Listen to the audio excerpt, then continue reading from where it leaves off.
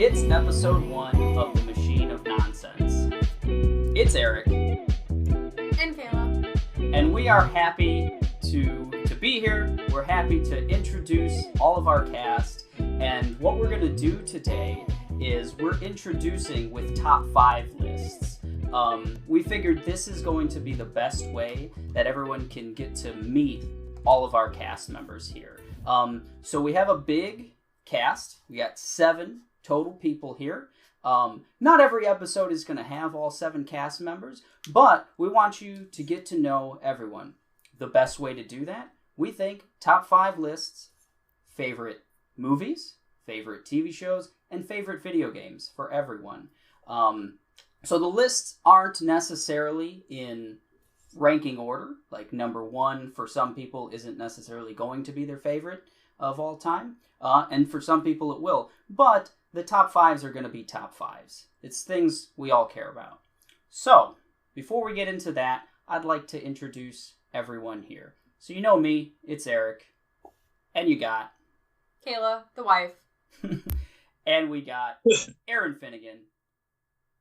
Hello. Say hello, Aaron, please. Hello. All right. We got Ryan Mikowski. Hey. We got Joshua Grulewski. Hello.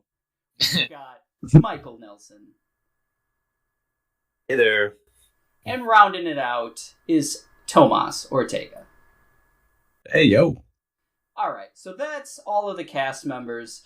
You got our introduction. If you haven't listened to our trailer yet and you don't know what we're doing here, pause this, go and listen to our trailer. It's on all major podcast apps. It's on YouTube. Go and check it out so you know what we're doing. And let's get to those intros. What I'm going to do now is I'm going to randomly generate one of the cast members' names. They're going to start. They're going to do their list. They're going to give little reasons why a given thing is chosen. And then we're going to go to the next person. Let's start it off.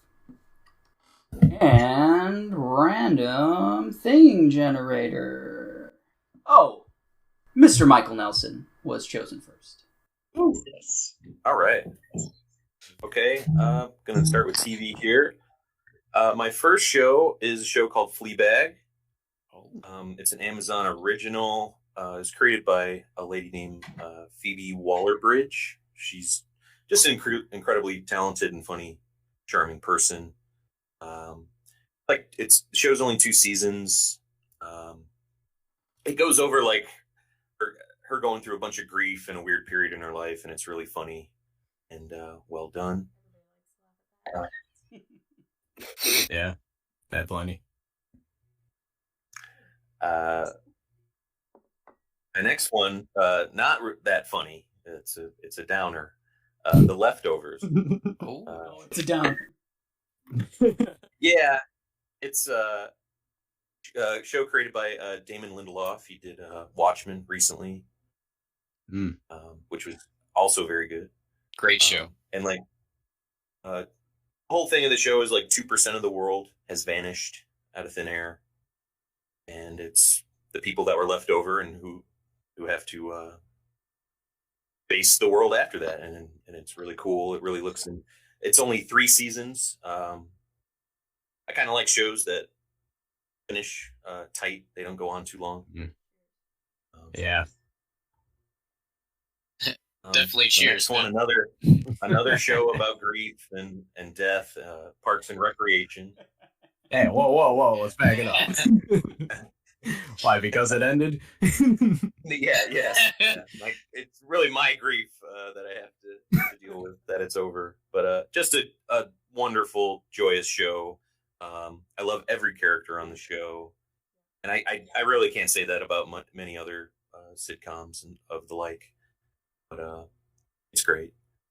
Coming in at number 2 is an anime, long-running anime, One Piece. I love it so. It's so good. Man, that's a only great just choice, Mike. understand. Thank you.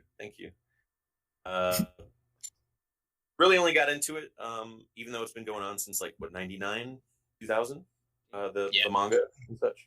97. Yeah.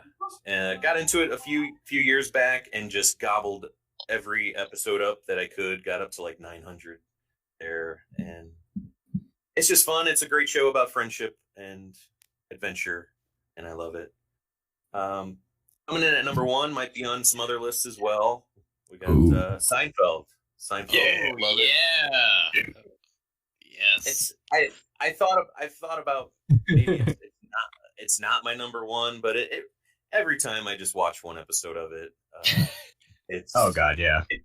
it's just the ultimate comfort food for me. And What's that show about? It's so funny. Everything about everything. So that's my shows. I'm gonna go right into movies. Coming in at I ranked mine, but number 5 is T2 Judgment Day. Oh yeah, that's a spicy pick. Nailed it. Man, I saw this one before Terminator 1 even when I was a kid, and So just good. the whole kid buddy like big android man dynamic. That classic dynamic. Yeah, classic trope. Yeah. And it's so good. It's so quotable. It's so great. Even to this day, even the visuals hold up, I think. Wonderful movie. Number 4, 310 to Yuma. Ooh, Ooh, that's So- solid. Modern Western starring Russell Crowe and Christian Bale. I think it's my favorite Crowe performance. He just gives off this perfect, like, smug piece of crap, wow. bad guy thing, but you root for him the whole time, even though he's a terrible person. Love that movie. I did a rewatch recently and still it's so good. Number 3, There Will Be Blood.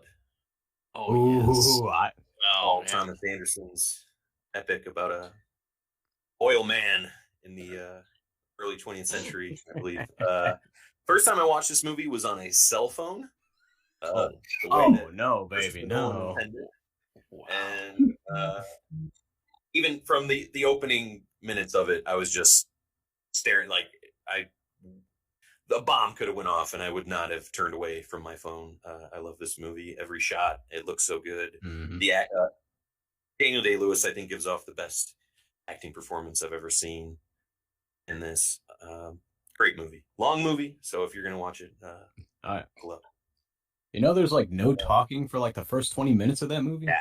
It's so It's good. fucking wild. You appealed to it. I loved it. Number 2, Forrest Gump. Yes. Yeah. I was Another waiting just for it. comfort Gump. food for me. Seen it when I was young, knew every quote then, know every quote now. I think if I close my mind or close my eyes and just went into my mind, I could recite. I would never close my mind ever. I could probably just recite every line of this movie. Maybe. Don't dare me. Beautiful. Ooh. And my number 1 might be cliche or something for some people, but Pulp Fiction has been my favorite movie. It's kind of like I think it's a lot of people's like where they break open into actual film and stuff like that. And I love Quentin's work. This one to me is like his best collection of characters and dialogue. And I just want to know more about those awful, terrible people. And I wish I could spend more time with them. Every time I finish that movie, I think that. And yeah, those are my movies. We're going to games here. Respectable list. Ninja I like it. games. Ah, that was solid. Josh, I love it. To like it later, if you liked it. Like, comment, subscribe. This list, my number 1 game has changed. I've retired it.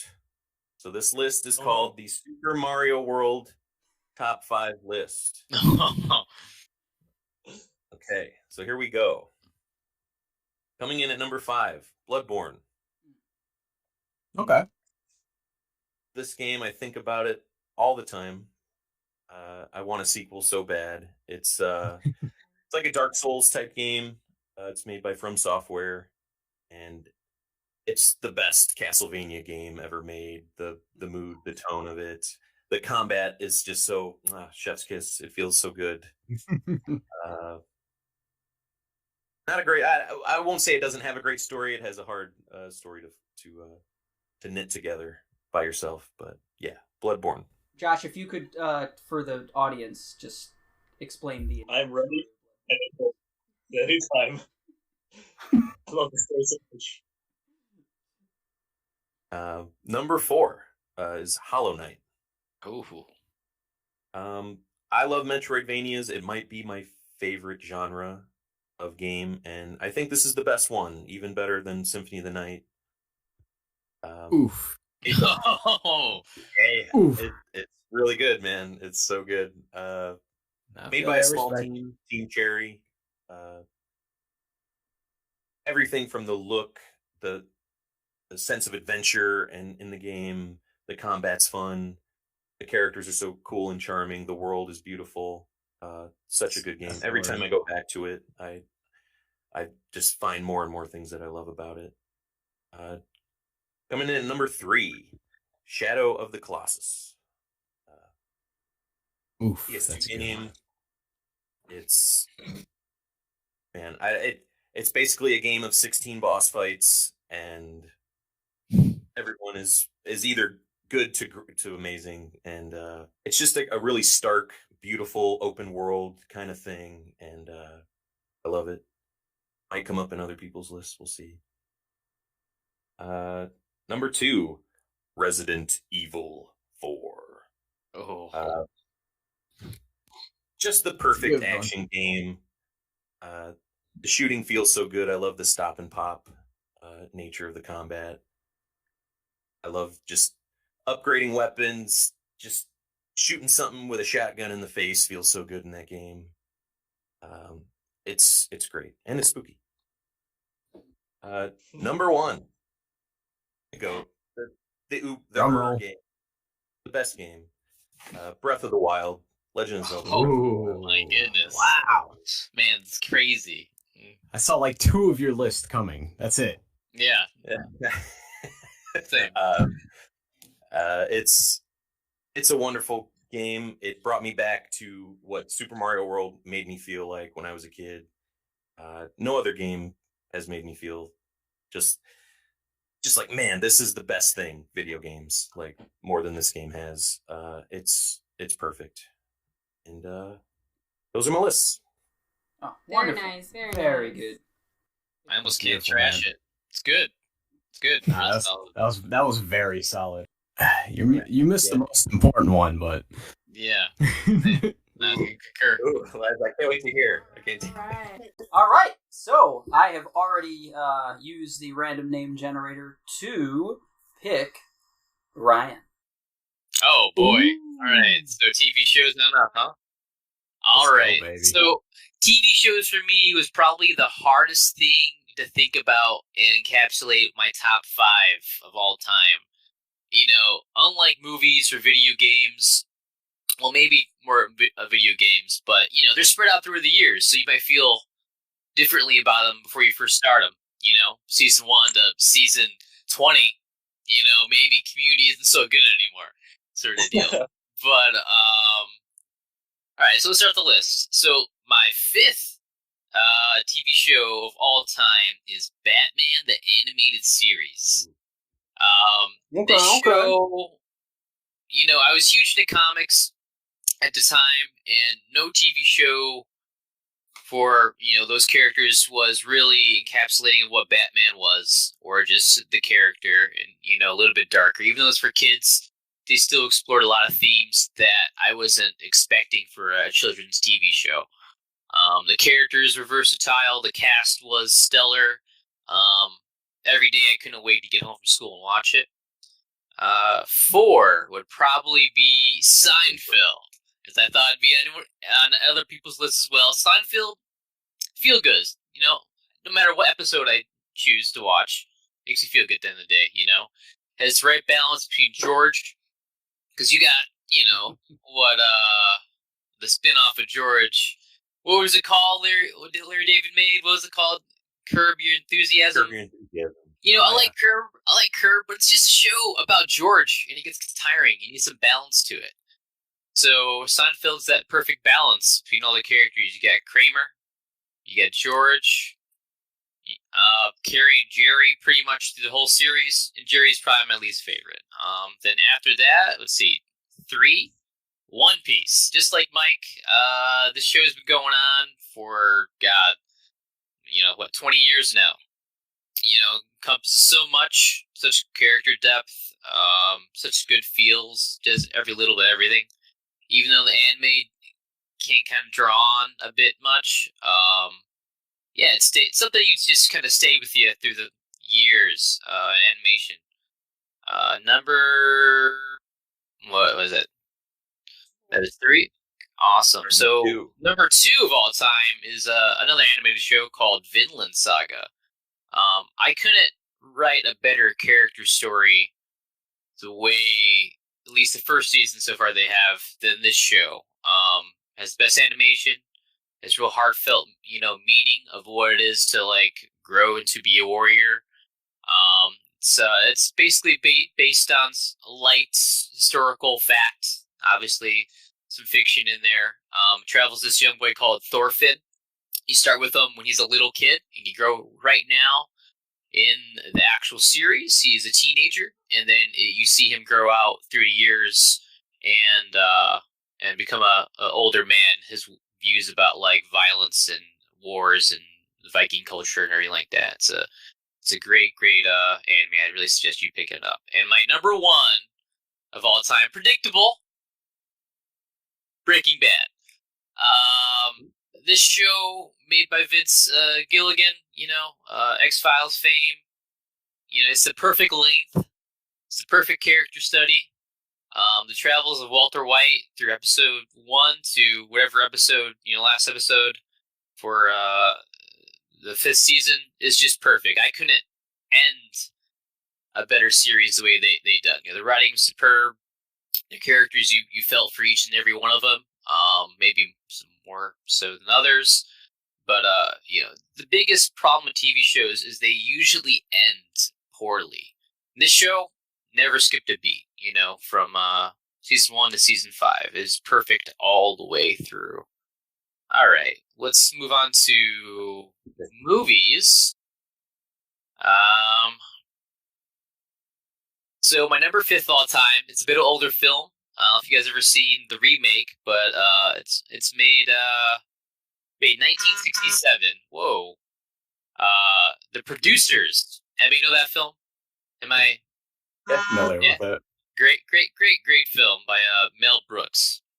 It's about a playwright who's hard up for money and who's swindling older women for checks to basically finance his plays. So what does he do? He kind of whores himself out to these old ladies. It's hilarious. And he ends up trying to commit this kind of like insurance fraud where he basically gets lots of money. So the play's going to bomb. So he just collects the insurance and he ends up rich in the end. So he ends up making the play called Springtime for Hitler. If you have not seen this film, it is a hilarious film. Very of its time, but the comedy doesn't miss a beat. Let's see, number 4, The Truman Show with Jim Carrey. Ooh, this good one. This movie made me feel many things. It was definitely. It felt a little TV show, felt a little movie, felt like a little bit of a play. It's a mix of everything that I never, expected in the movie to do before. And Jim Carrey, I think that might have been, was that his first real dramatic performance? A lot of these. Fire Marshal Bill. Yeah, that Marshall Bill. Literally, in living color. Yeah, that was a heartfelt one. That guy's incredible. Yeah, incredible. First time seeing him that way. One of my favorite comedians all time is Robin Williams, and he can go from funny to making you cry, in minutes. And we had very few of those in the comedian world. So, but when Jim did it, he did it in a big bad way, and I loved everything about that film. My third is Back to the Future. Yeah, it has this awesome blend of sci-fi that's ridiculous. You have these big characters that are just over the top and funny. A grandiose idea of going back in time, and what if my mother, has the hots for me? It's just a bunch of ridiculous. You had great characters like Biff, who you only knew in high school, and even that was exaggerated to some extent. Yeah, whenever I watch this film, always makes me feel good. Definitely one of my favorite ones as a kid. Is either that or Star Wars, and Back to the Future had to take over Star Wars for me as a grown man. So my second from the first is Lord of the Rings. I don't think a lot of people will disagree with that one. That trilogy, probably one of the best, if not the best, fantasy movie adaptation of all time. Yeah, I mean, it's encompassing because it's all in kind of one story. So, but I choose Return of the King then. That's fine. Yeah, no, it's changed mine to have Terminator 1 through 7. Terminators 1 through 7. It was our modern day Star Wars for sure. It did so many things on such a small budget. Not on a small budget, but in a limited amount of time. You did it all one go, which you don't get that very often anymore. So I think usually there's a break, then you go for a year, break, go for a year, all one go. The cast's phenomenal, unforgettable, extremely quotable. You had great breakthrough actors like Andy Serkis, things he did for motion cap, and thus far has been great, Planet of the Apes, Star Wars, you name it. Yeah, definitely deserves my spot for number 2. And number 1 of all time, probably not a lot of people's, is Blade Runner 2049. The cinematography in this is some of the best I've seen for a science fiction film. And explores, a little bit of what it means to be human, and some of the characters they might be the main characters, but they're not really, the star of the show. They don't mean anything in the end, in a way. Yeah, this movie made me feel so many things in theater. I think maybe one of the few films I actually cried in the theater. It was just that good. Yeah, and definitely one of my favorites Ryan Gosling films of all time. since the Notebook, of course. But yeah, never fails, never misses a beat. And for my video games, move on to that. My number 5 is Teenage Mutant Ninja Turtles 2. Great game. A lot of games you kind of just stayed at home, play with yourself. This the first film. Even started in an arcade. This game was in an arcade, and I couldn't wait to play because you could play friends, and you can just go for hours and basic side scroller beat 'em up. First game I've actually played like that before, and I honestly couldn't stop playing it. It was a fantastic, mixed two things together I like very much, which was the Turtles, the show, the movies, and video games. Put those together, great combination. Number 4 for me is Metal Gear Solid 3 Snake Eater. Yo! Fuck yeah. Yeah. What is there not to say about this game? Excellent writing, great direction. The characters are fantastic. If not, it could have been a movie. It was so beautiful in its cutscenes and cinematography, quote unquote. Yeah, no, great ending. One of my favorite endings of video games of all time. Is extremely satisfying to play that game from start to finish. It doesn't disappoint. Again, same thing with video games. A lot of trilogies, they kind of fail you know, that third film, it's a hard push to make it good, wrap everything up. Yeah, Snake Eater for sure. So the third one from the first is something that's for nostalgia reasons, really. Super Smash Brothers Melee. You know, it's again a beat 'em up fighting game, a little unorthodox, unlike your basic fighting games. A little basic for how you play. You know, there instead of like button combinations, you would just have multiple attacks made with one button.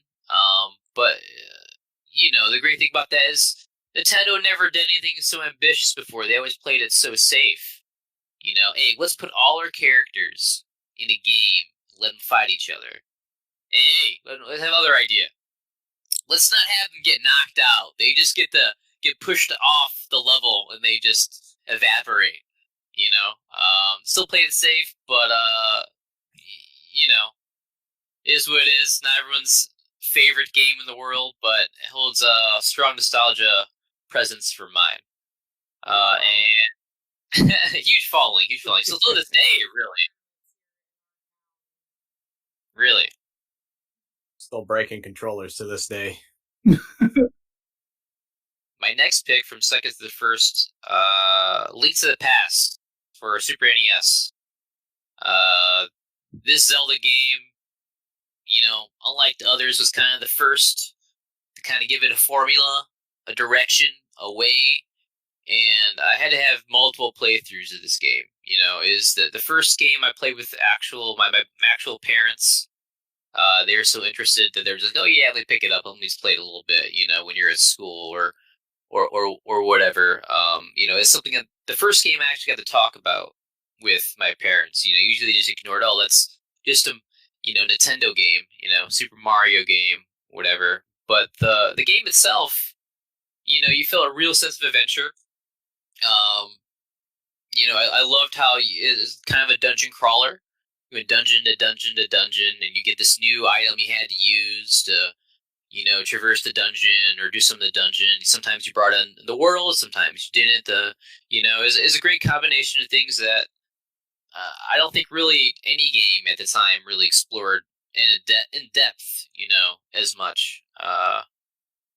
So yeah, definitely Legend of Zelda, Link to the Past, number 2. In the number 1 of all time for me is Witcher 3, The Wild Hunt.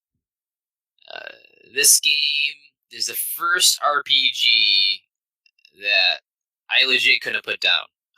You know, I have over 170 hours in the game.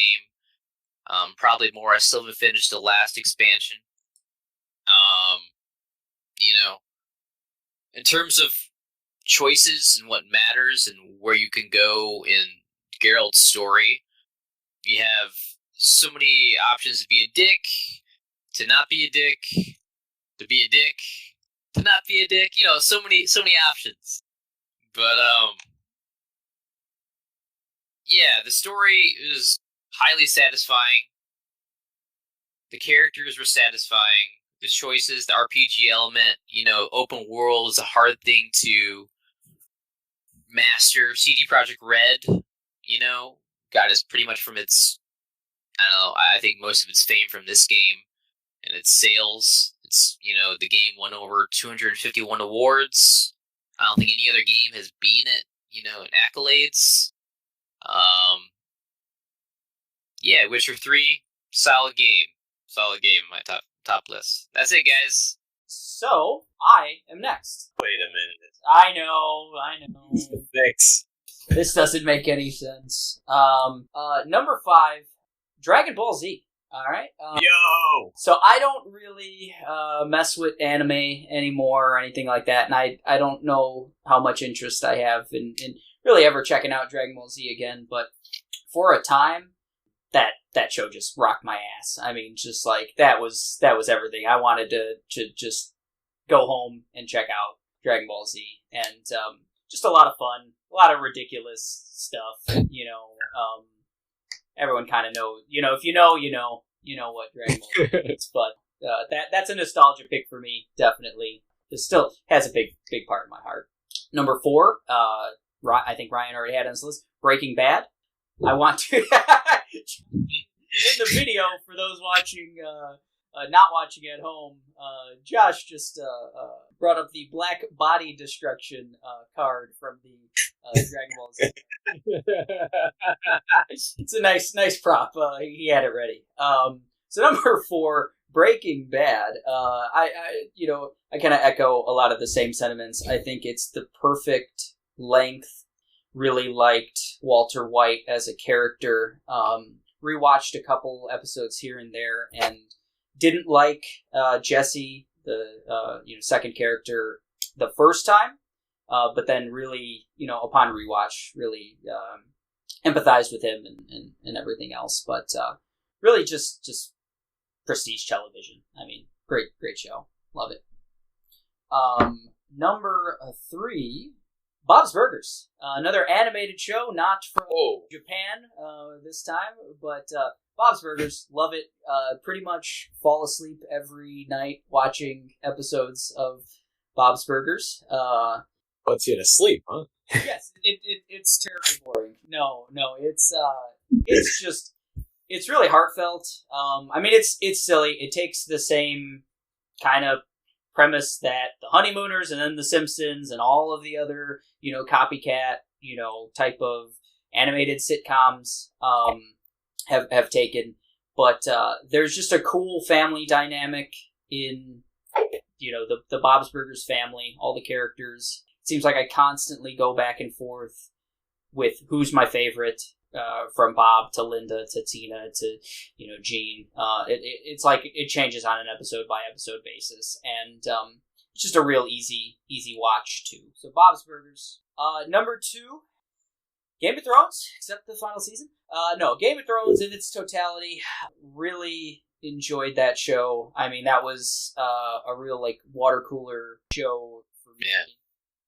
I'd watch it, the new episodes on Sunday, go to work on Monday and talk to coworkers and stuff about that. Talk to Kayla, as we were watching it together. And just, it got me into, I started reading the books as well in the series. Just huge, sprawling, great TV. Maybe it missed the mark in the final season, especially the final couple episodes. That's been said a million times, but I think in totality, it's just a great ride overall. Number 1, True Detective. I mean, it probably peaked in season 1. I think that's a crazy thing to say. A lot of people are down on season 2. I'm not. I don't think it's as good as season 1, and I don't think it's as good as season 3 either. But I also don't think it's trash like most of the internet will tell you. I think at very least season 2 is solid, and season 1 is phenomenal, and season 3 is somewhere in between. If you've not watched the show, I just highly recommend it. I mean, Matthew McConaughey is wonderful. Woody Harrelson, wonderful.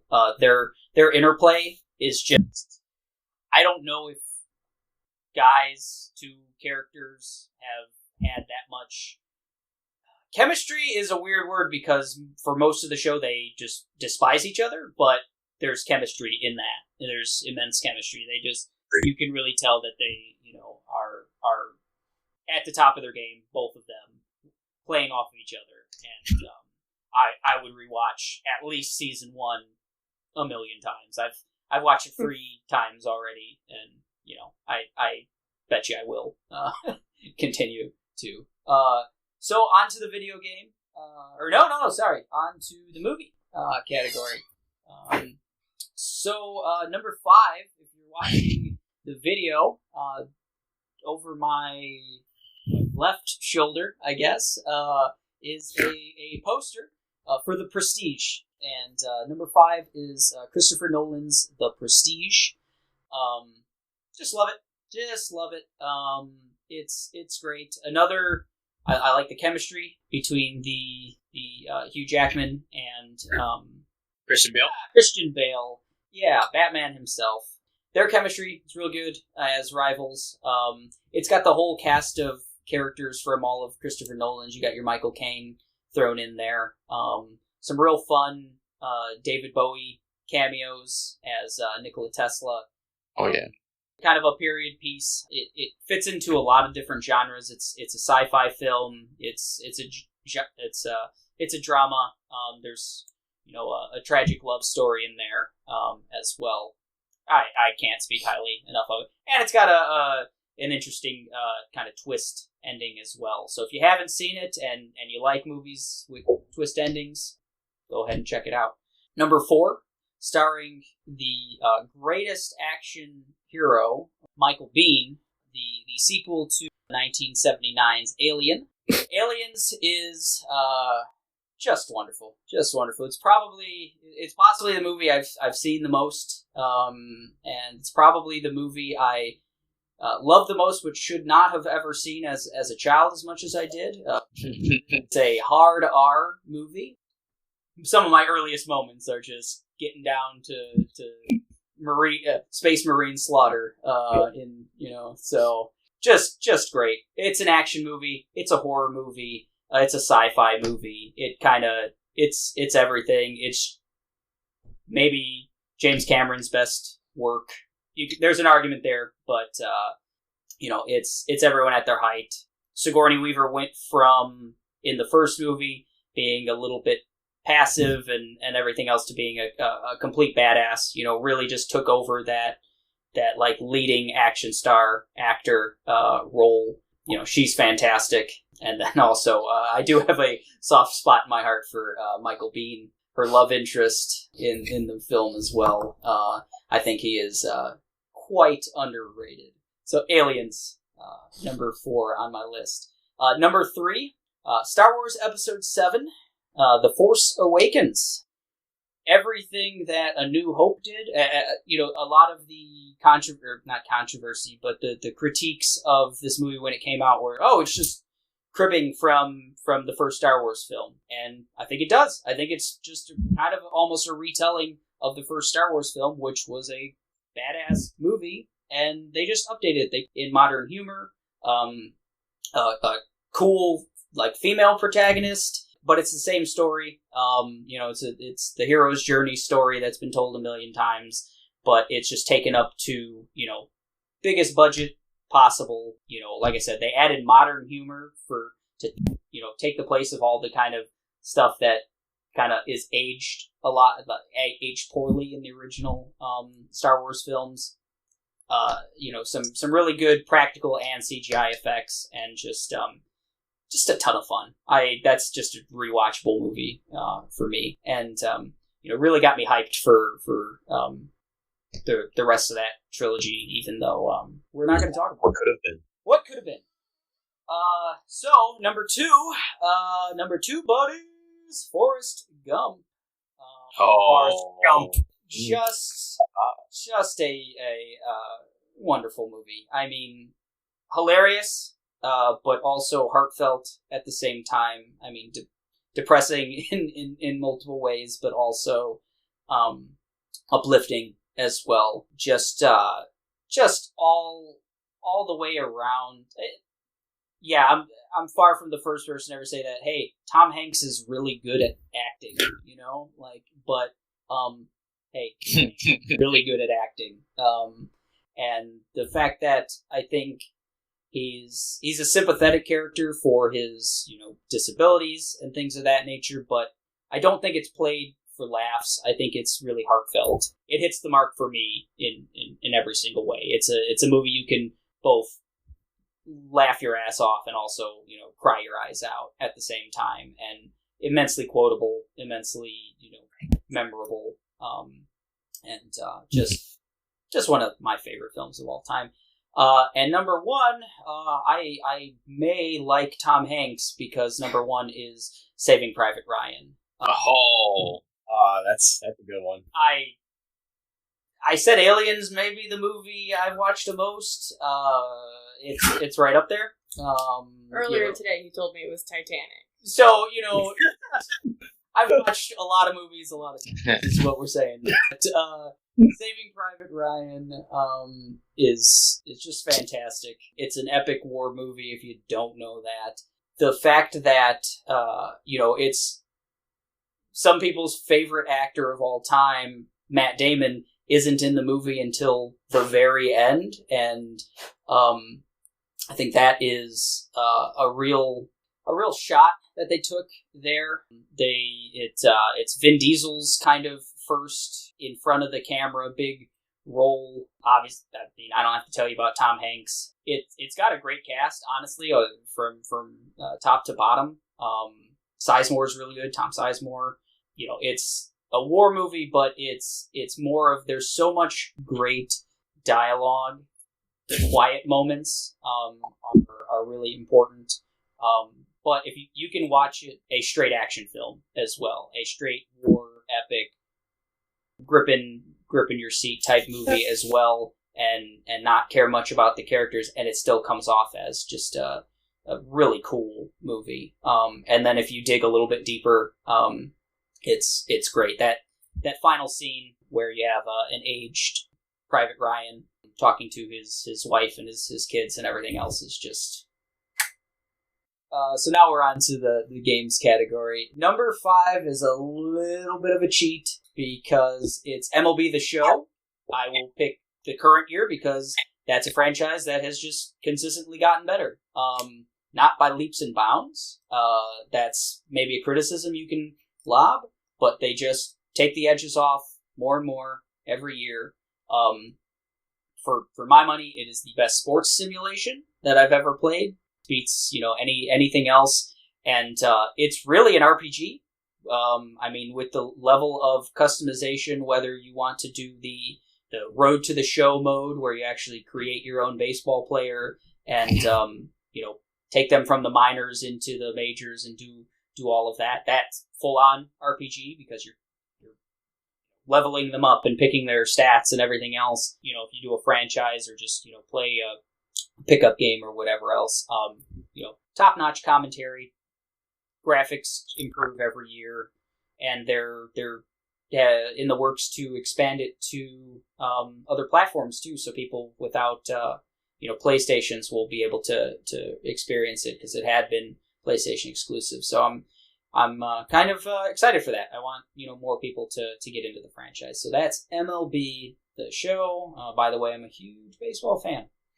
Number 4. Controversial. Yeah, I know. Wii Sports was the best. And Mario Tennis. Yeah, those games suck compared to MLB The Show. Sorry. All right. Number 4, StarCraft Brood War expansion. So this is the full-on expansion to the StarCraft PC game. It's like a real-time strategy game. Yeah, the Nintendo 64 game. You're right. They made an awful port of it to 64. So StarCraft Brood War, takes the original game, adds about double the content, and doubles the story, and I think it improved the graphics and everything else. But just an amazing sci-fi story, very akin to the Alien franchise and stuff like that. You got your Space Marines and your things that are similar to the Xenomorph aliens in the Alien franchise, and you even got like kind of predators as well. One of the races are basically just predators. So it's got it all if you're into that kind of thing. And obviously the sequel, StarCraft 2, is like crazy esport and everything else, or at least was. I think it's lost its luster or whatever, but big in Korea or whatever. So StarCraft Brood War. Number 3, BioShock Infinite. I think I'm kind of on an island with this one a little bit. I love that game. Thank you, Aaron. I think it's wonderful. I think it takes what BioShock the original did, and BioShock 2 for that, and not to spoil the ending or anything else, but it really ties the entire story, the entire universe together in a really great way, while keeping, in my mind, combat and the abilities and the general gameplay mechanics and world building and everything intact, with maybe a slight graphical upgrade, that kind of thing. So, and just one of the back halves, or the back maybe quarter of that game really ratchets up the emotional stakes and everything else, and there's once again really cool kind of twist ending to bring everything together. So big fan of that. BioShock Infinite. Number 2, if you look over Kayla's shoulder, you will see oh, this is funny. So if you look over her right shoulder, you're gonna, thank you for the pan. If you're watching the video, I should say, you're gonna see a 3-panel of Final Fantasy VI. Oh yeah, for Nintendo. There you go.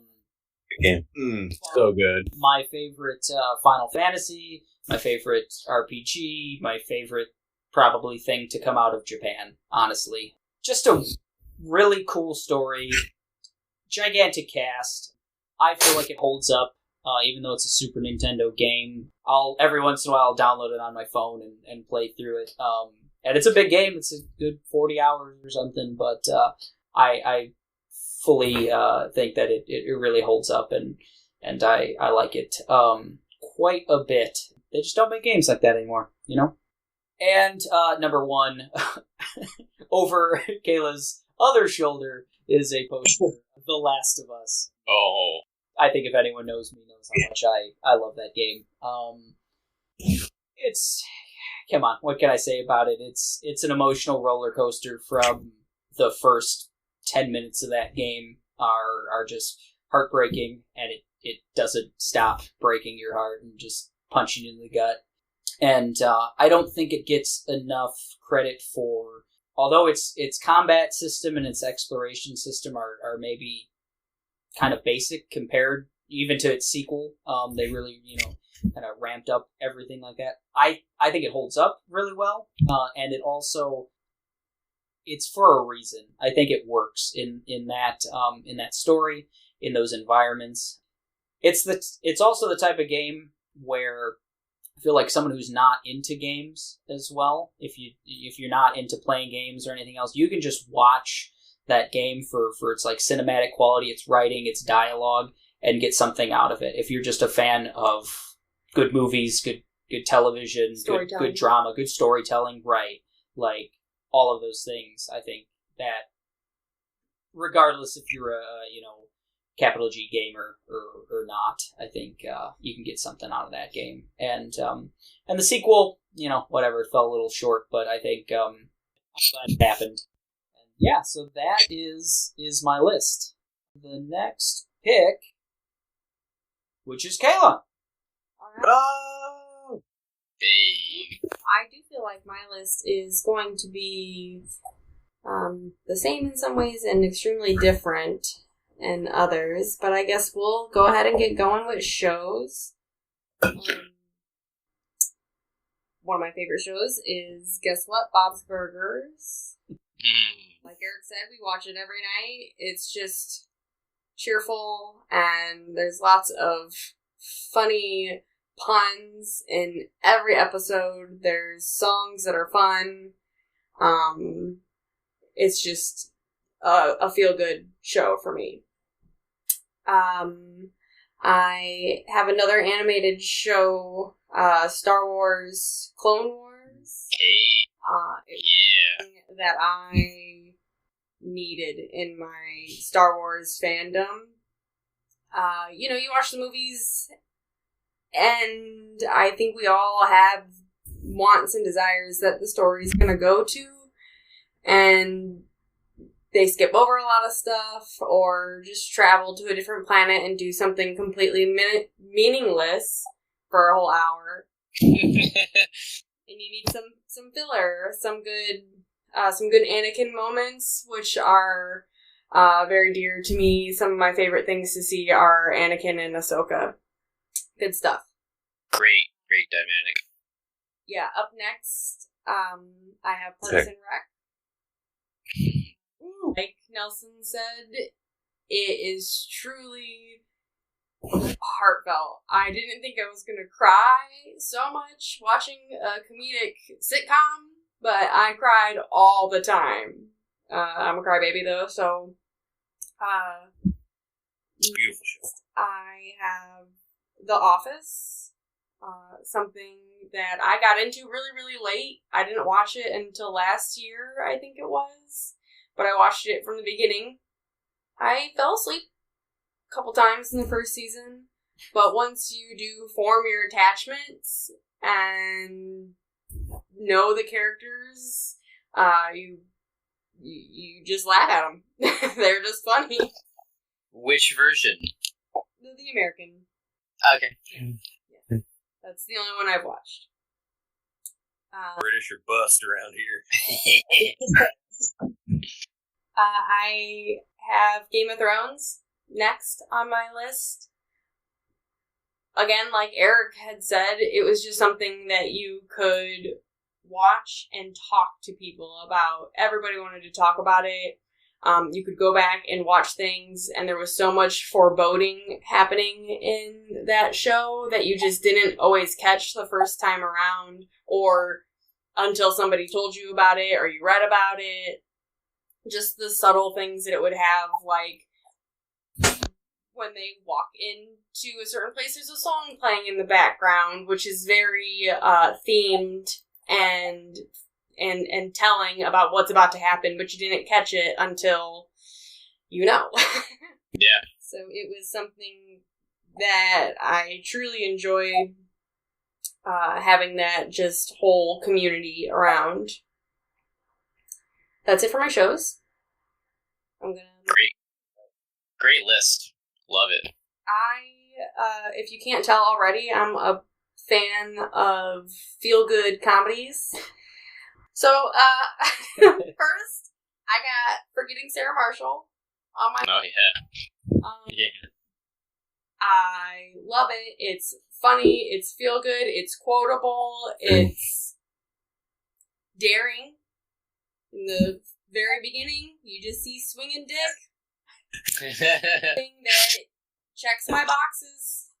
Yeah. I like the representation. I like the courage that takes. So credit to Paul Siegel. Jason. Jason Segel. There you go. But so it just... If it was Paul Rudd, that would have been your number one. Yeah. If it was Paul Rudd, that would have been it, yeah.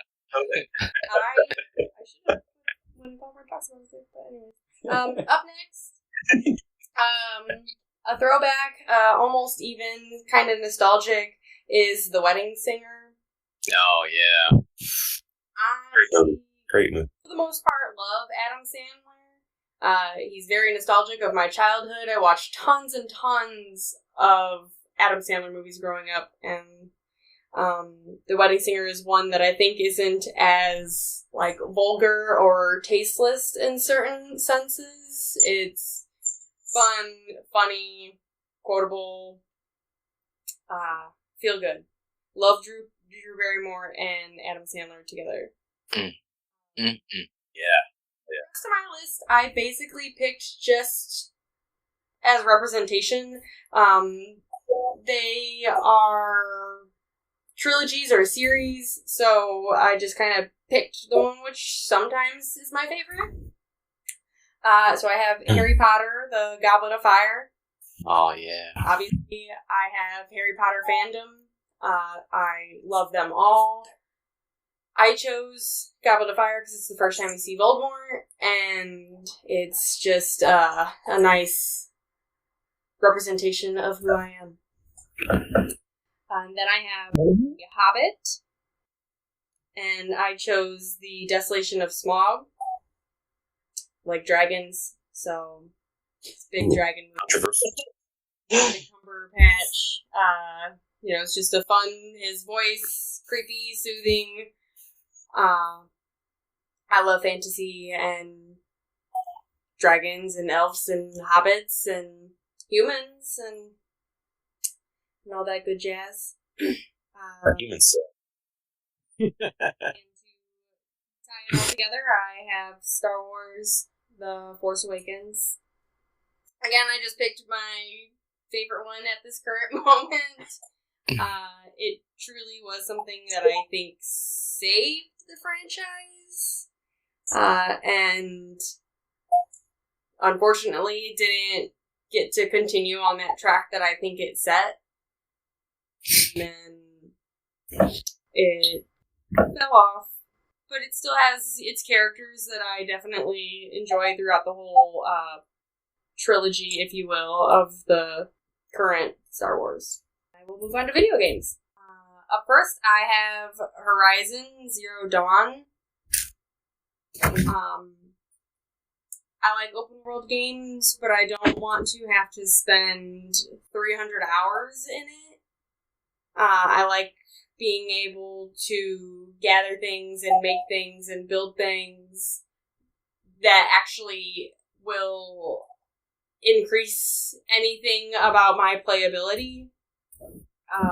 So you got to discover different monsters, if you will, and learn how to best take them down. He also did a lot of climbing, and I loved Aloy as a lead character, young female. You see her when she is a very young 5-year-old. You don't know really what's happening. It's truly an original. It's not a remake. It's not a part of something else until the next one comes out. But I think it was really groundbreaking and beautiful to see and play. Great story. It's so much fun. Silence is just twisty, turny. Do you trust him? Do you not? I don't know. What's gonna happen? Who's the bad guy? Good mystery throughout. Yeah.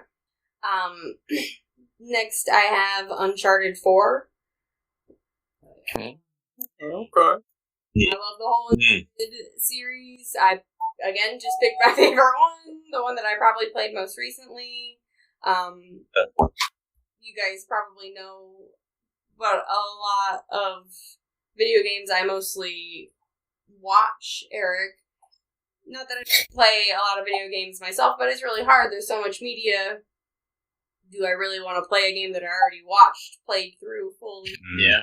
But definitely, like with Horizon and Uncharted, were things that I went back and played on my own, and they're easy to do. I think anybody can do it. And they're just beautiful, fun storytelling games. I can watch Nate do anything, and anybody really in the Uncharted series I would watch more of or play. Next I have BioShock. Not BioShock Infinite. Oh, Game changer. A better choice. Well, Absolutely. divorce it is. Whatever. That's a good run. Get a good run. That's a good run.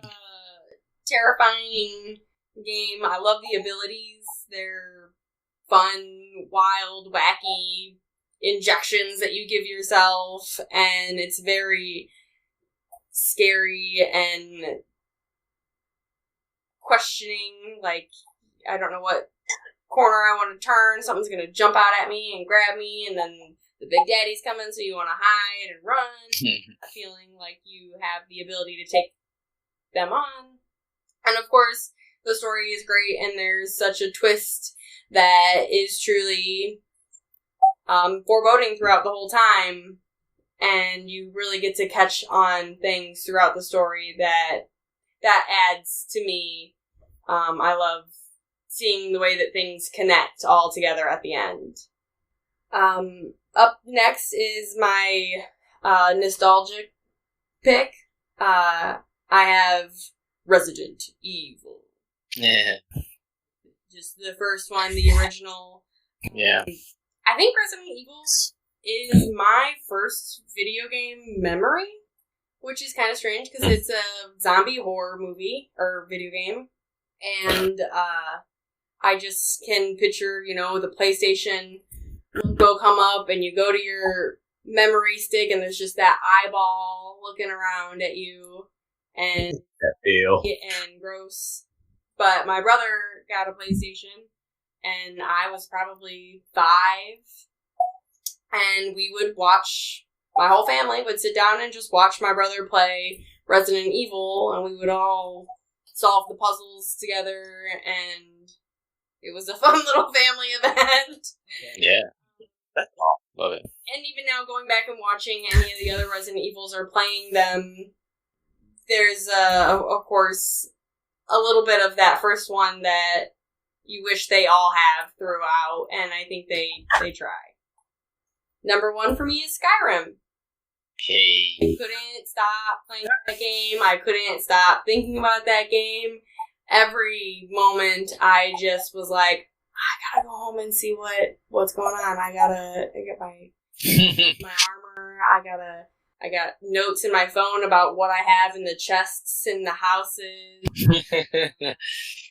Armor. I'm taking on all kinds of elves. I don't know. And it's something that you can play through and do differently over and over and over again. You can do so much with it. It's my favorite. Solid. Banger list. Banger list. Sounds good. A lot different than everyone else here. I like it. All right. Love it. So, the random name generator really wants your name to be Thomas, but Tomas. I think they mean Thomas. Thomas Jefferson. All right. What are we doing? TV shows first? Yep. Spit it out. All right. Cool. Okay. So I kind of got Aaron helped me out a little bit with this one, with like not thinking about it too much. My first, or I guess number 5, it's this cute little show called Kim's Convenience on Netflix. It's a very charming, like, it's about like an immigrant family from like Korea that lives in Canada, and they just have like a convenience store. Very like slice of life, kind of touches on like the guy who ended up making the show originally wrote like a screenplay or like a stage production, and it like did so well that it got picked up as a show, but it was originally just like his idea of explaining what it was like growing up and like being like a first generation American to like a, you know, Korean family in not the United States, but North America. It's just something that I really enjoyed watching, you know, with my girlfriend during quarantine. So Great it show. hits well. Yes. Number 4 is The Bebop, Cowboy Bebop. Yeah, it's just solid. It hits all the notes for me. The music's excellent. It ends, unlike so many other animes. It wraps up. I know people want to talk about like, oh, does Spike die or does he not? Whatever. I don't know. It just hits so many different notes for me, like character development and just storytelling. And yeah, I can't tell you how many times I've rewatched that show. Same. Let's see. Number 3 is Seinfeld. Don't want to beat a dead horse, but I'm currently just rewatching it, and the show's fucking incredible. It's like I'm getting excited about the episodes that I know we haven't seen yet. You know, it's like when the David Puddy episode was coming up, Oh, so where, good. like they go to the Devils game. I was like getting so excited, like I'm watching. It's like it's my girlfriend's exactly like my girlfriend that like is having trouble like remembering like certain episodes. I'm like, oh man, this episode's gonna be fucking good. But Yeah. it's a banger. Number 2, Parks and Rec. Yeah, it's all the emotions, man. I laughed, I cried. It's just like you want to live alongside these people, and you want to champion, you know, them when they champion. You want to hold them on your shoulder when they cry. It's like that, and it's in Indiana, so it's like, you know, it's got the ass backwardness of Indiana is very well portrayed in that show. So Yeah, that's right. it's beautiful. Number 1 is Futurama. Yeah, buddy. It's funny because like this was like one of my like security like ask questions for like the longest time to log back into my email address. Like, what's your favorite show? Like, and I can actually fucking remember it. It's like Futurama's just fucking solid. Like, either the show or a cartoon, whatever you want to fucking call it. But like, it's like same thing. Character development's really good. So many like episodes that are so zany. Like I love the what if episodes where like fucking Bender becomes a human being and then like they roll him and air escapes his fat folds and he's like woo. But I don't know. It's just beautiful, man. Like you're constantly cheering for Fry, even though Leela doesn't deserve him, and again, the episode with the dog, and I can go on forever about this show. It hits all the feels. I'm actually rewatching that now, and it's so damn good. I've been holding off on it. Seinfeld won the draw on that one, but number one's still definitely Futurama for me. Logging in Tomas's email now. Yeah. I've changed the password like 8 times. So. A lot of OnlyFans accounts I see here. Absolutely. But I guess we'll go on to movies. Movie time. Okay, so number 5, it's funny, is I just listed these in numbers. I felt like bad because everybody else was already putting them in order, so I was like, oh fuck, I gotta do something. But I put Terminator 2 as number 5. Yeah, buddy. For a lot of the same reasons that Mike put. They're like, when Mike said that, I was like, fuck yeah, because it's like, I was struggling to find a number 5. It's like, I was like scrolling through everything. I was like, hopping all over the place. Terminator 2 is just fucking solid. Action, suspense, buddy cop, it's like I got my own robot, and like definitely, as a kid seeing that was fucking awesome. That and it's just Arnold, like he's very stoic in nature. It's like the perfect role for him, just be a fucking robot.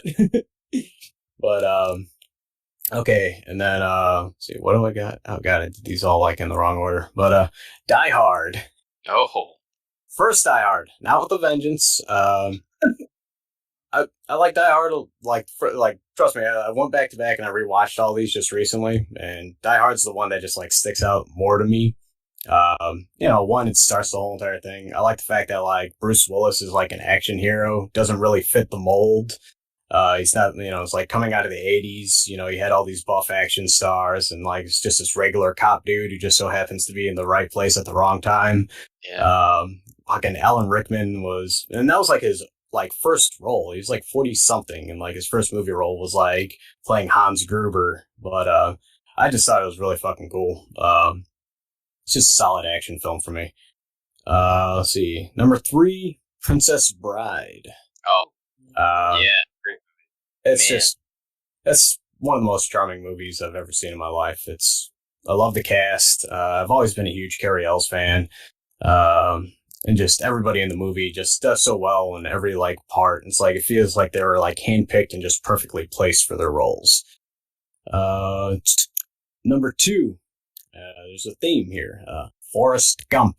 Just right. Yeah. Forrest Gump's just fucking good.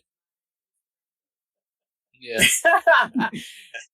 Forrest Gump's just good, man. It's fucking solid. I can sit here and quote the movie all fucking day. We all know how great it is. Lieutenant Dan is obviously my favorite character. My favorite part of rewatching that movie is just learning to appreciate his and Forrest's relationship more and more each time I see it. It's beautiful. And then number 1, we're going with Pulp Fiction. Man. Did I match Mike with that one? I'm pretty sure I did. I mean, that's 3 of them. Yeah. You're fucking hive mind over here. But Pulp Fiction's just fucking good, man. I love everything. It's like, to me, it's like Tarantino at his best. I love that it's like not like necessarily like filmed in sequence. You have the end is the beginning is the end. Like Vincent gets killed before the end of the movie, but like it's not the end of the movie. You rewatch the movie, you catch shit like that you didn't catch the first time. Like I must have seen the movie like over 100 times, but it's so fucking good. The characters are incredible. I really wish they would have made the Vega Brothers movie, but Same. And Travolta's too old and fat for it now. But Too old and fat and bald. Yep. Yeah. But yeah, that was number 1. All right, and I guess we can move on to video games. This one's a little bit different. I was kind of surprised by a lot of other people's lists. Number 5, I put Pokemon Heart Gold and Soul Silver. Nice. Just because One, I just love Pokemon Precursor. Series very near and dear to my heart. My favorite Christmas when I was 11, I got Pokemon Red and Blue and a 8-pack of AA batteries, and I got two of those plushies from KFC. It was a Zubat and a Seal, and I was like the happiest fucking kid on the planet. But moving on, and I've had this discussion with Mike. It's like my favorite part about one of my favorite little nuances that they added to Pokemon Gold and Silver, the Gen 2, was that they added an experience bar at the bottom, and it just made my brain feel so good. And the thing about the remakes, Heart Gold and Soul Silver, it's they just remade that game better. It's it's Gen 4, so they did the physical special split.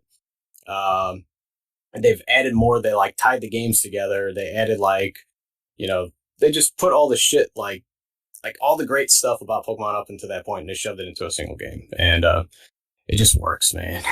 Works really well. Number 4, Eric, I think you'll like this one.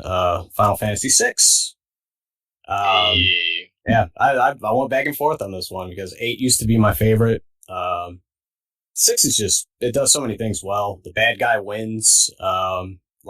For a 16-bit game with that many characters in it, they do an excellent job at fleshing out individual stories. And there's just so much exploration. The first part of the game, yeah, you're on rails. Second part of the game, they're all right, you have one character. It's you can find, I think you have to find 2 other characters, or maybe 3, and then you can literally just storm Kefka's tower, and it's or do whatever the fuck you want. Explore, find the rest of your teammates. I love how open-ended it was. And the cool little side story is I refound my Final Fantasy, I guess, 3 cart at a EB Games or Electronics Boutique or some shit like that, and I bought it and I opened the save file on it, and I found 2 of the saves that my brother and I left on it. Whoa. My brother still has that game. That's My brother crazy. still has that game. So, yeah. Okay. Number 3, Symphony of the Night. I too enjoy Metroidvania games, including the first Metroidvania game.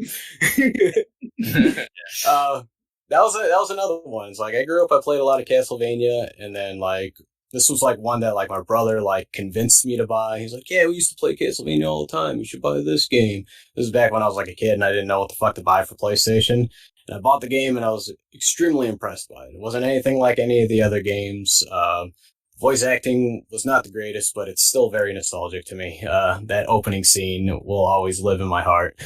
And it's I played that game for probably a good 5 years before I found out you could even flip the castle. Wow, really? Yeah.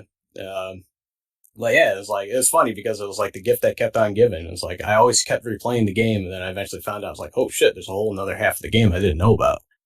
But yeah, very good game to me. Number 2, Snake Eater. Baby. I think what really fucking nailed this game for me was nostalgia. Don't get me wrong, I fucking love the Metal Gear Solid series. I love the story in this game. It's got, yeah, Mike's pointing at his wall, but the characters are incredible. I love Big Boss. I want to be Big Boss. When my dog had to get his eye surgically removed, I started calling him Big Boss. But it's what really sealed the deal on this one for me though was when I played it in the game room in college with everybody around me, and the experience of my first time playing through this game was just so fucking phenomenal, and to this day sticks with me. And number 1, and go ahead, Jeff. One of my favorite memories of all time is watching Tomas fight Volgan hand to hand and beating him with 1 second left. Exactly. Yes. It was so majestic. I was so bad at that game. Still number 1, and my only chance to segue this into the Chrono cast, is Chrono Trigger. Who would I guess? Yeah, well, I mean, this game's fucking incredible. It's hands down. I mean, I talk about this game all the fucking time. You guys don't know that yet, but just I love that there's multiple endings. I love the story. The soundtrack's fucking phenomenal. There's there's like one video game soundtrack that like literally like I can hear like the opening song too, and like I still get fucking like goosebumps listening to this fucking game as I play it. Wanted to share. What's up? His first soundtrack too. Just nailed it. He's fucking out of the park. And I know it's the game that almost broke a fucking development team, but it's like everything about the game is just so beautiful. I love the characters. I know Mike, you're a big fan of Robo. It's like, I don't know. I got a lot of like childhood memories playing this game with my older brother as well. So there's like I got nostalgia, and this is like one of those games that like every year I make it a point to go back and replay this, and like the wow factor is like never really faded on this one for me. Time travel, fucking, sci-fi tied in with olden ages and swords and magic, and it's just such a good combination. Final Fantasy VI did it, but I feel like Chrono Trigger I just love the aesthetic of it. Like, I literally like wish I could take a time machine and go back to the Kingdom of Zeal. I wanted to dig through parts of the map of that game to find more shit. I wished there was more to explore in like some of the worlds that were in that game. Like I don't know, man. I'll shut up. So I talked a lot, but yeah, that's my 5. Yeah. Yeah, I think Chrono Trigger is also Tom Hanks' best role as well.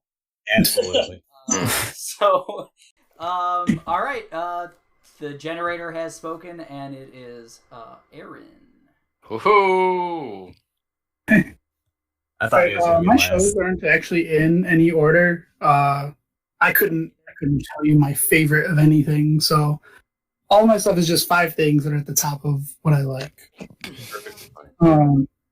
Right. For shows is Dairy Girls. It's a Netflix show that's set in Northern Ireland, and it's just the whole show is just wholesome.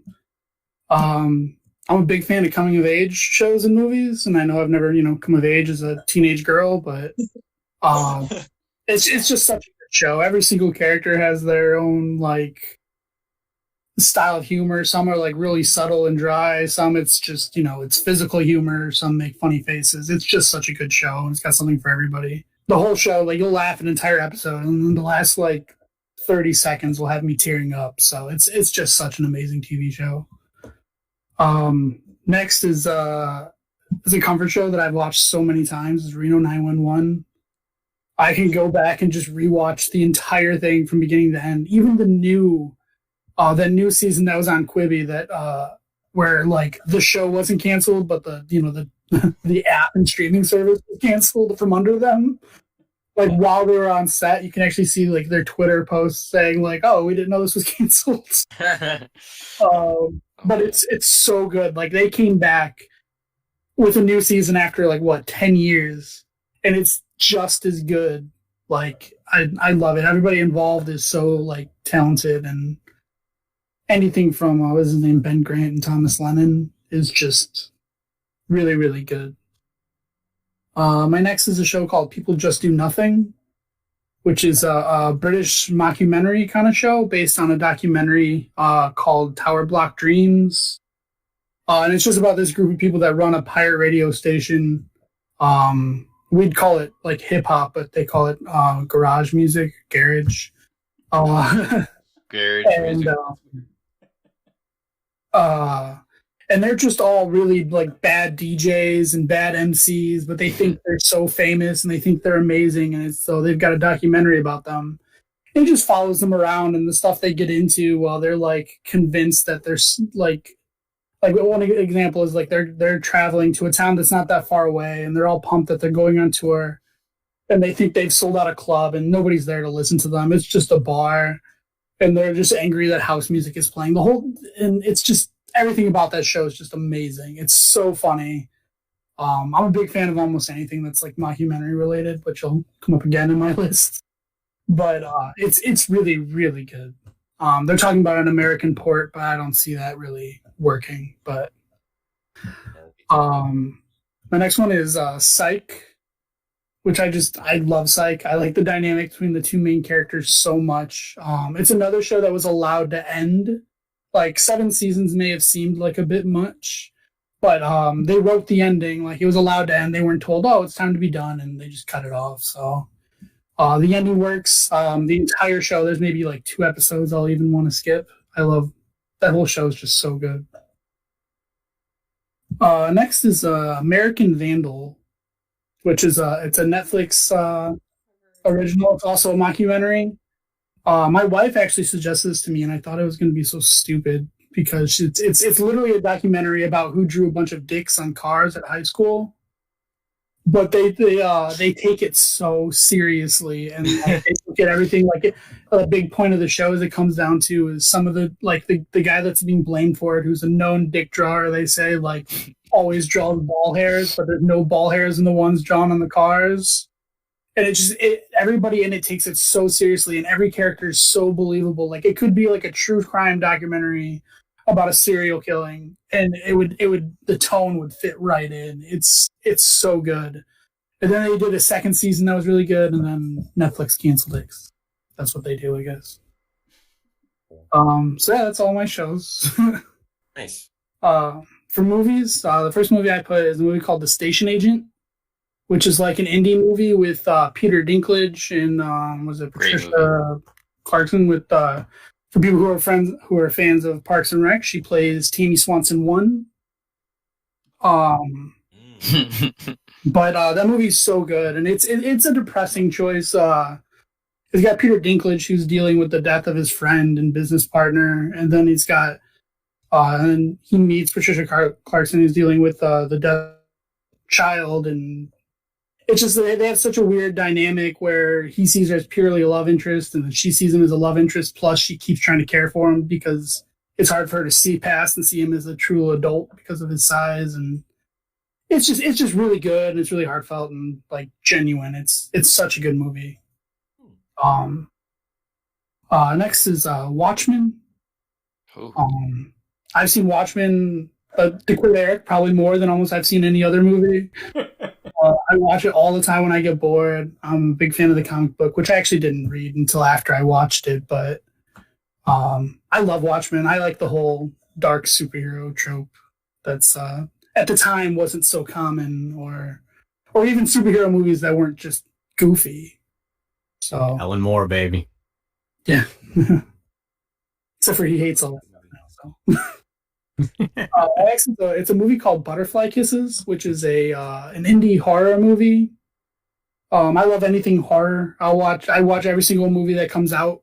If it's a scary movie, I especially love indie movies. This is another mockumentary, sort of about a local urban legend that if you stare down this long train tunnel long enough, you'll see somebody stand up at the end of it. And every time you blink or close your eyes, he's a tiny bit closer and closer until he's, butterfly kisses when you feel eyelashes on you. And then, he does his thing. What's his thing? I can't tell you. It's a bad movie. Good call. He runs a train, man. Oh, no. Yeah, the train or what? It's just runs the train on you. He draws dicks on trains. That's what he does. Right, yeah. Doesn't exist? Sure, no. My next movie is Hot Fuzz. I love Simon Pegg and Nick Frost, but Hot Fuzz is just so good. I can watch it all the time. Every time I watch it, I see a new joke I didn't catch the first time because a lot of the jokes are so subtle and they just pass by. Everything, like you can almost split the movie in half. In the first half, it sets up for jokes. And then in the second half of the movie, it repeats the same lines, but with a different context. And it does that for almost every single conversation through the whole movie. It's such a well done movie. Isn't it It's great? just the style. Isn't it great? Like Shaun of the Dead's the same thing too. It's Right. Isn't it like, great it's all set up. seeing the Hound in that? Yeah. Yarp. Yeah. Yarp. He can only say Yarp, and then he's like, oh, Narp? My last movie Great is movie. Nightcrawler, which I know Joshua is a fan of. I think that movie's fun. Like, even though like everybody in that movie like kind of sucks to some extent, with the exception of his assistant, who you just kind of feel bad for. Everybody like sucks, but the whole movie is just like fun and dark and kind of like anxious at the same time. I I just like that everything about the setting for that whole movie is so good, and everything, like, even though like the moves he makes are predictable, you're almost hoping like he won't do it, but then he does, and it's still amazing because that's what he should be doing. So that's it for my movies. Excellent. My first game is really surprised people talk to me, but it's Fire Emblem Three Houses. I have hundreds of hours. I am close to 400, 500 hours in this game. I know there's like 5 official playthroughs, but I've done each of them multiple times. I use different characters. I put characters in different classes. I do make different choices. It's such a good game. I love it. The story's kind of trite, but like the gameplay is so much fun. I love strategy games like that in general. That's my favorite type of game. I've played every Fire Emblem that's in English, I should say. And I love them all so much, but this is my favorite one. Well, I didn't like that 3DS one. That one wasn't good, but the rest of them have been amazing. My next one is XCOM 2, which is in the same vein. The first time I played that game, it's so like you have a time limit. It's not like most of these games where you can like level up and get your characters where you want them.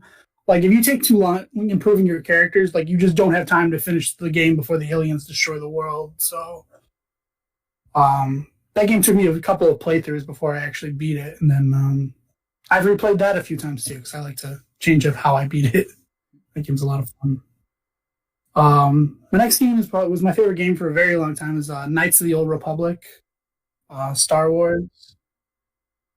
I like the whole like role playing, but Star Wars, and then like the fact that it's just like opened up and you can customize and you can go to your different classes and then you can like, customize the lightsaber you use, and the story itself is really good. Like even if a lot of games feel like you can make good or bad choices and be bad or good, but then clearly the game's made to follow one way, and if you pick the other, it feels like half a game.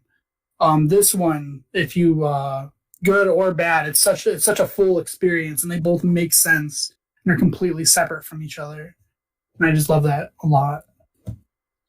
My next game is also a Star Wars game, is Jedi Fallen Order. Mm-hmm.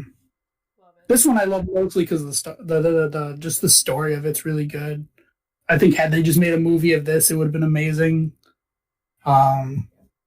It's always like there's always like even when I used to play like the Shadows of the Empire and all that, and it's nice to see what happens like in a world where the Jedi aren't like top of the food chain, and but you still get to see from their point of view instead of just no Jedi around. So I just love that game too. My last game is one that was on Kayla's list, is Horizon Zero Dawn. That game was amazing. I think the best part of that game was like discovering what the world was like before it became what it is. So like as you go around, you just find all these like little like you get to view like through those like that cloud in the air, like what the world looked like before it was all like post-apocalyptic. And I like that they fleshed out like not even on the current world you're in, but they fleshed out a completely different world that came before it. And it's not just a few lines. Like it actually like every ruin you see has an explanation. It's not just like, oh, well, she needs to climb and this is how we're gonna make it shape. That actually has a reason for being there that way. And it's just so amazing. So that's my list. Nice, man. Nice. Yeah, so up next, we've got Josh. Zero technical difficulties whatsoever. And take it away. Fire away. So before I go forward with this, I would say I was kind of blindsided that we're doing a top 5 lists. So I apologize for my trash taste. I'm glad I get to end it though, so we can end on a wet fart. Nice. My number 5 is something that for TV show is something that I'm surprised was on no one else's list. It's Pokemon the TV show. Just solid nostalgia. That's all I got to say about it. Number 4. When I think about things that mean a lot to me, I like to think about why they mean a lot to me. My number 4 is a little anime called Azumanga Daioh. Growing up, I didn't have any sisters. I didn't really have any friends who were girls. My mother worked evenings, so I rarely saw her. So to me, a show about 6 girls in high school just living their life. For whatever reason, emotionally resonated with me. That's why it's on mine. My number 3... Tomo-chan. Basically, I also gave you your nickname. My number 3 is The Good Place, and I really can't talk about it because talking about it would spoil it. But every time a season ended, I was like, it can't get better than this. I don't even want to watch the next season. Every single time I was wrong, every season is better than the last. My number 2, I'm surprised it wasn't on Aaron's list. It's Lost. Oh. No show has ever made me want to see the next episode more. Just the sheer anticipation of what the fuck is going on made me want to see the next episode. My number 1, everyone can guess, Parks and Rec. Hey. It's on everyone else's list. It's just pure happiness. Great times. For movies, I will like to preface this with I don't watch a lot of movies, so can't blame me too hard. My number 5 is Pluto Nash. My number 5. Pluto Nash, really?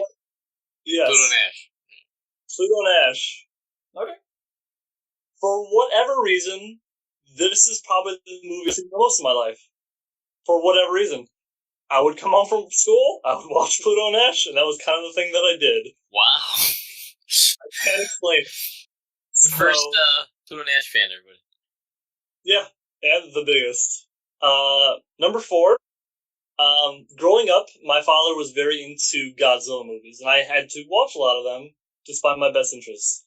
So when Cloverfield came out, it was something that just took everything I knew about the big monster movies and flipped it on its head. It was also one of the first movies that you had to kind of do outside research, and that was very novel to me. Really made me excited for that movie. Good times. Number 3, I could not decide between Infinity War or Endgame. I went with a more consistency over a higher peak, so I went with Infinity War. Avengers, obviously. Just the most excited I've ever been during a movie was that. Number 2 is La La Land. I've seen the movie 6 times, and I have cried 6 times. It is just the most emotional movie I can think of. My number 1, I would like to preface this with I forgot about Nightcrawler, so it didn't make much. It should have, but I just forgot about it. It doesn't beat Pluto Nash, though, so I guess.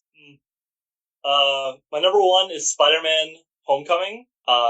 I will go out on a limb and I will say that the Vulture is a better villain than Thanos. Everything about the movie is just so down to earth and relatable. Absolutely love that movie. Perfect hero movie for me.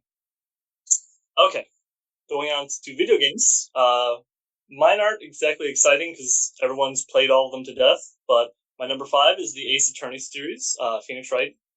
Just brilliant mysteries, and it makes you feel so smart. Tons of lovable characters.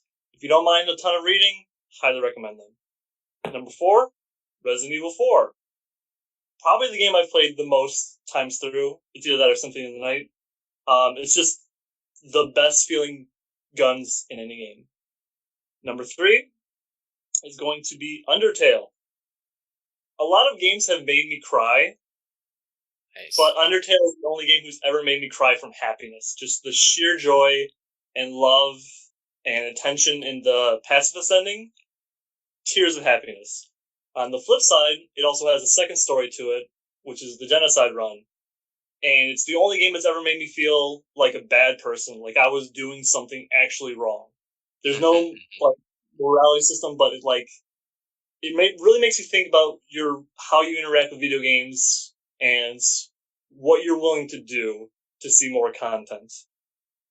My number 2 is not as good of a game as Breath of the Wild. That I would say is the best game ever made, but it did not make me feel as much as Skyrim. Nowhere near as good as a game, I will readily admit, but I mirror a lot of what Kayla said, just the sheer exploration and always something to do, and everything just coalesced so well that it stuck with me for a very long time. Would never play that game again. It's not good anymore. Garbage. And my number game of all time. In theory, in practical, we'll see. In theory, it is Overwatch. Oh. When everything lines up, Overwatch is the best game. It makes you feel so connected to your teammates. It makes you feel like everybody has their own job to do. It is the perfect socialist game. But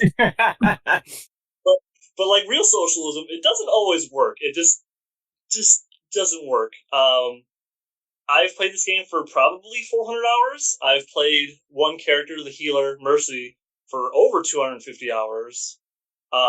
Just kind of as a testament to how much I love this game. Even though it is kind of tinged with that, just, you have to rely on other people to get the enjoyment out of it. I found plenty of enjoyment out of it, obviously 400 hours, but that's why I picked it as my favorite game of all time. Excellent list. Awesome.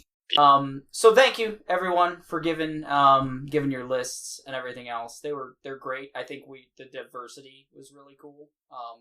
You see, how different all these cast members are, except that we all love Forrest Gump. And Parks and Rec apparently.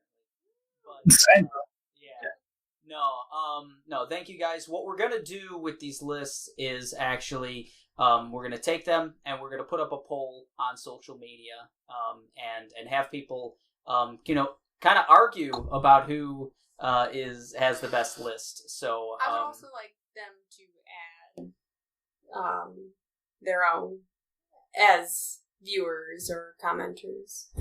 Yeah, feel free to put comment your own with list out there too. Let's make it. Yeah, we definitely want to know what your favorites are as well in any of the genres or any of the types of media. Let's get the discussion going. So we'll post that pretty soon after this airs, and then we'll go from there on to episode 2. That will be a slightly different episode.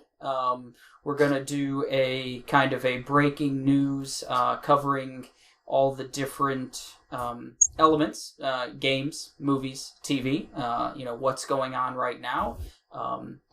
So we'll have that going for you. So please like and subscribe to all of our social media pages. Please subscribe to the podcast. It's going to be up on YouTube if you like to go there, but it's also on every major podcast app. So please, go whether you use Spotify or Google, anything else.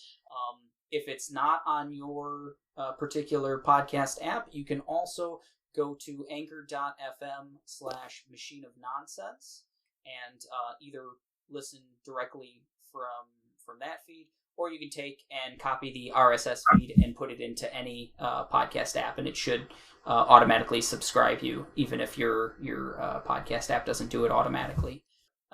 Anything Don't we want forget to like and share. Yeah, please. If you enjoy it. Like, comment, subscribe. Yeah, rate us too. Tell us, how awful we are if we're awful, and tell us how amazing we are, because that's the truth. Absolutely. Let us know. We like the feedback, and we will sign off now. We love y'all.